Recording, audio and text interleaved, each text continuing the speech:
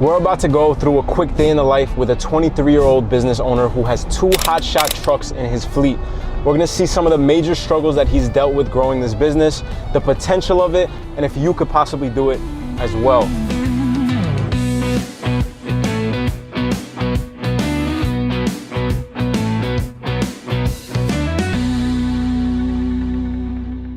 Where are we?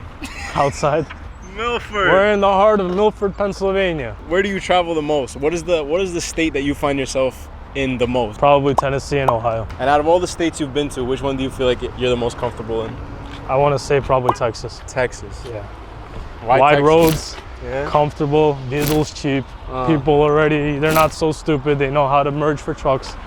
So, it's not so bad. Hi, my name is Brandon. I own a fucking hot shot. Do I go? You can go.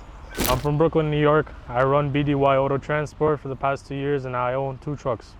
Why did you choose this business out of every possible business you could have done? I was introduced to the business on its own and I didn't really think much of it until I actually got into it. Got to a point where I really enjoyed it. I liked the process of dealing with all the cars, all the customers, and just the job itself. So I was like, you know what?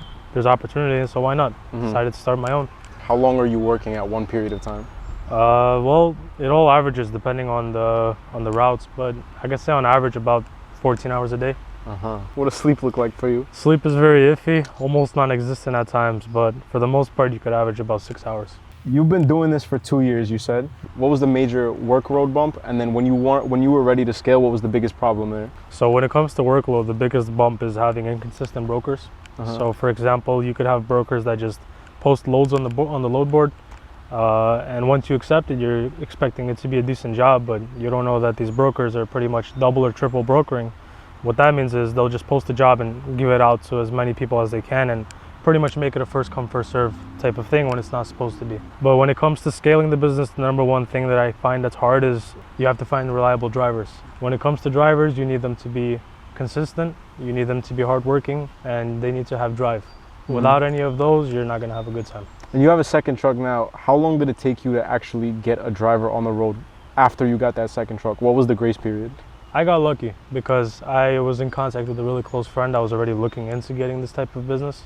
So it took me about a month after acquiring the truck. And the longer you have the truck and it's not on the road, you kind of have that overhead, you're wasting time and money. Exactly. Like that, right? You got the trailer payment, the truck payment, the insurance payment, and a lot of fees. Speaking of fees, Brandon and I pulled into a gas station and I was just curious, how much would he be spending on gas per week and per month running this business? If he's driving hundreds of miles a day, it's inevitable that it's probably a large amount that he's spending on diesel alone. It all depends on the type of loads that you're taking, but on average, for me, for example, I only take 3 cars, usually staying under 26,000 pounds, about 1,500 a week. But I have a driver, he's pulling around 30 to 40,000 pounds and he's putting around $2,500 a week. If you want to put it on a rough average, then it's most likely going to be around 16,000 a month. This is the main tank. The main tank holds 45 gallons and the reserve holds 75 gallons. So definitely a lot for a pickup truck. You could definitely go a distance. On a full tank combined, I'm probably getting around 1,200 range, 1,200 miles. All right, what's a moment where everything went wrong and you had to come up with a solution fast? I once had a time where I was loading a vehicle onto my trailer and I don't know exactly what happened, but on my 5th wheel, I had this piece and that's what holds the 5th wheel to the frame of the truck. And once I drove onto the trailer, it disconnected and my trailer was fully in the air. If you like, I'll throw some clips in for you so you could show them. But my trailer was literally hanging up in the air while my truck was under it. So With the car on it? with a car on it, yeah. But I went to Home Depot and I got the part for $3 and I fixed it. And you need to have some type of competence on what you're doing mechanically. Exactly. Right? You can't just get into this business and not have a clue of what you're doing, right? You have to have kinda some had of it, that. You had the pretense with the cars. You used to work on your cars and stuff. Yeah. There's 2 of them. If you could go back to the first month, first year, whatever you want to call it, just the beginning in general, what would you have done differently? Honestly, nothing. I think the way that I did everything was really good because I pretty much had a mentor and I mimicked his every move, so I was set up in that aspect. And as far as mentors, how crucial do you think having a mentor is for someone just getting into a new business in general? Maybe not specifically your business, but having someone to guide you. How important is that? I think it's very important because that's really going to dictate if it'll make you or break you. Just because through a mentor, you could already get an idea of what he had to go through and how he overcame those issues, and kind of mimicking it to your standpoint of your business. So I think it's really important. There are probably some aspiring entrepreneurs watching this video right now. If there were 3 reasons you can give them to get into this business, what would they be? And 3 reasons that they should completely avoid this business, what would they be? Well, number 1 on why you should get into this business, it's good money. If you're a young guy, you don't have family, you don't have kids, perfect. You know, stack up as much as you can for the time being and then start whatever else you want. That's number 1. Number 2, you get a nice insight of the United States. You know, I'm sure a lot of the guys, they're stuck in their hometowns and, you know, they don't know what they want to do. So once you really get out there, you get a perspective on how life is everywhere and maybe filter it into how you want to live your life. And number 3, I feel like it's another good thing to get into because you meet a lot of people and it's really great for networking. So 3 reasons I wouldn't recommend it is, number 1, you're never home. Like, for example, for me, I'm away for months at a time and I'll come home for a few days. So if you feel like that's enough for you, go for it. But I don't think that's something that a lot of people are looking to do. Number 2, there's a lot of times where you have lack of sleep.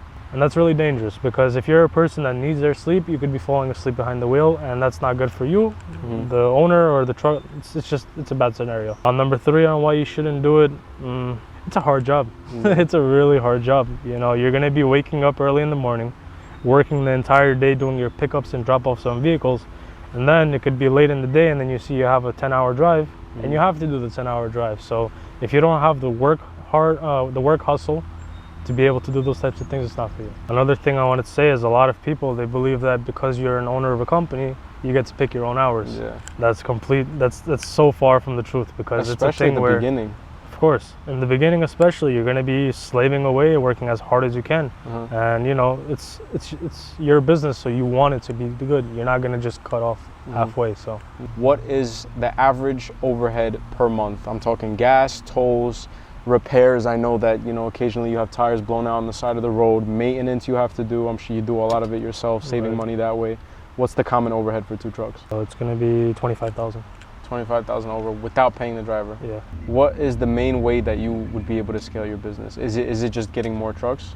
So when it comes to scaling, yeah, pretty much you would need to get more trucks, but also you have to understand without a driver, trucks are useless. But in order to get to that, number 1 thing is managing your money. Always being able to put something on a reserve when it comes to maintenance, and a reserve if you have a goal of getting another truck, you'll put another side of every week, whatever you get, you'll put it towards the down payment of that truck. And you could just keep going from there, which is not too hard. And that brings me to my next question, the capital.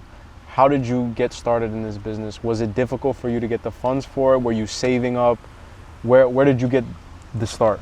So the start pretty much was me actually being a driver for somebody else's company. So it was savings, basically. Saving everything that I possibly could have, bringing my spendings to an absolute minimum, and just doing everything I can to achieve my goal. All right, earning potential. Let's say you have 1 truck on the road. What is your earning potential gross revenue over the course of a year estimate?